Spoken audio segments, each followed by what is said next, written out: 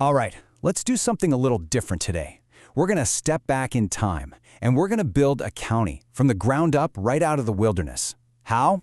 Well, our guide is this incredible memoir from 1890 that tells the entire story of how Ashley County, Arkansas was literally carved out of the frontier. This is going to be fun. Let's dive in.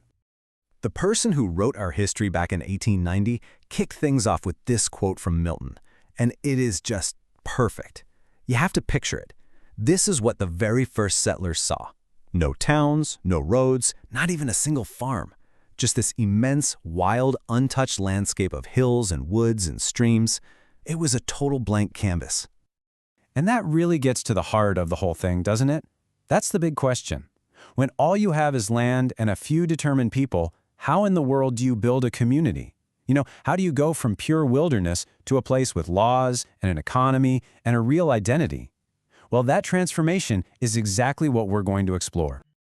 So, Chapter 1 of our story starts with the land itself. This wasn't about building cities or anything like that yet. No, this was all about survival, about exploring this new place and just trying to figure out what it had to offer. Now, this timeline is kind of wild when you really look at it. You see that first date? 1770. A couple of French families set up a tiny settlement. But then, pretty much nothing happens for almost 75 years. The real push didn't start until the 1840s, when pioneers like the Denson brothers showed up. And once that started, things moved fast. So fast that by 1848, there were enough people to say, okay, let's make this an official county. So what was this place they found? Well, it was a land of extremes. On the one hand, it was seriously wild.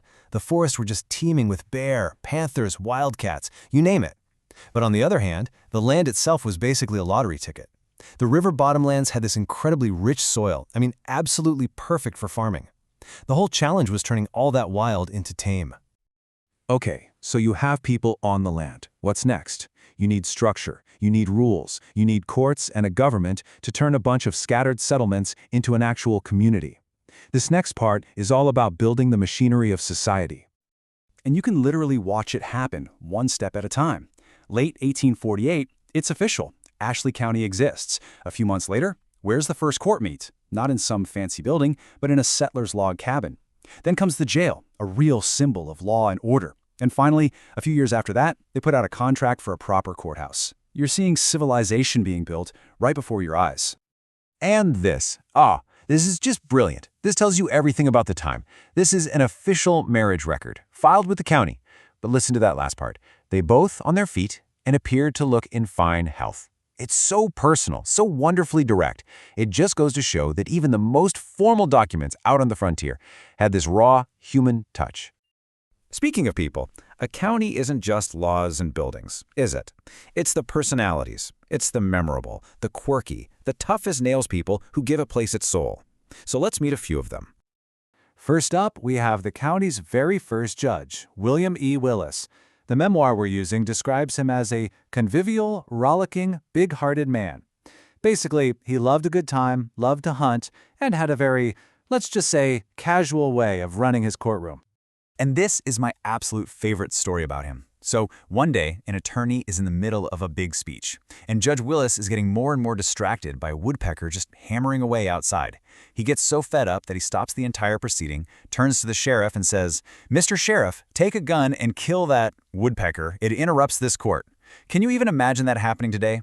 It just perfectly captures the spirit of a frontier courtroom.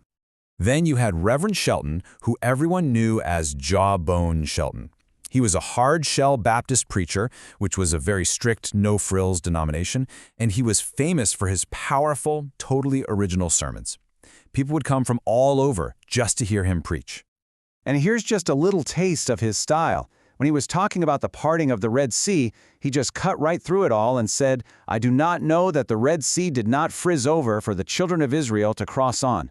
See what I mean? It's not fancy. It's blunt, it's powerful, and it's something everybody in that room understood.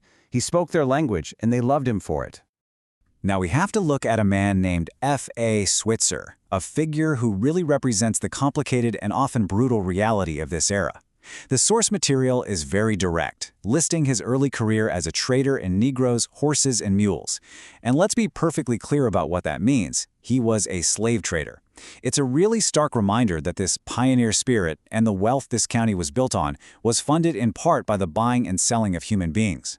At the same time, Switzer was this incredible entrepreneur.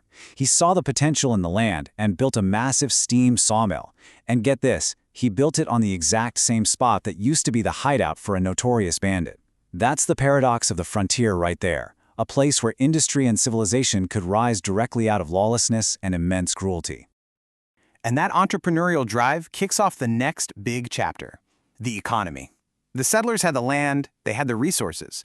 Now it was time to turn all that natural potential into actual, tangible wealth for the whole community. Just to give you an idea of the scale we're talking about, look at this number. The county's forests were estimated to hold 8.5 billion, with a B, board feet of usable timber. That is just a staggering amount of wealth, literally just standing there in the trees, waiting. And it wasn't just the trees. The farmland was just unbelievably productive. The land could produce a full bale of cotton per acre, which was huge. And you see the yields for corn and wheat here. 40 bushels, 33 bushels. Those were incredible numbers for the time, and they laid the foundation for a really powerful agricultural economy. So what does all of that add up to? Well, this. This table shows the county's total assessed wealth.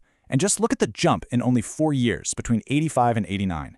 The total value of all property in the county almost doubled. This wasn't slow, steady growth. This was an absolute economic explosion, all fueled by timber and cotton. So, after the settlement, the laws, the big personalities, and that economic boom, it all culminates right here.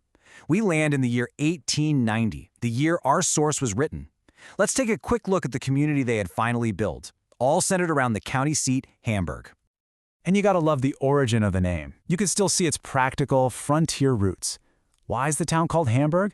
Not after a city in Germany, but because one of the guys surveying the site shot a deer that had an exceptionally fine pair of hams. No heroic figure, no grand gesture, just a really good meal. By 1890, Hamburg wasn't just a spot on a map. It was a real thriving town. You've got 1,000 people, 3 different churches, a high school, a whole bunch of general stores, and steam-powered mills. In just about 40 years, it went from a clearing in the woods to a full-fledged community doing over $500,000 in business every single year.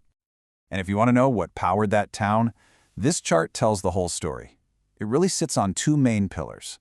Over half the business came from local merchants selling stuff, and almost 40% came directly from selling cotton. It's this perfect, self-sustaining loop. The farms create wealth, and that wealth fuels all the local businesses. This is the community they built. So there you have it, from an untouched wilderness to a thriving town in just a few decades. That was the story of Ashley County. And it really makes you think, doesn't it? This whole incredible story, with all these vivid characters, was just sitting there, preserved in one document from 1890. It makes you wonder, what stories about judges and preachers and pioneers are sitting in the archives of your own town just waiting to be rediscovered?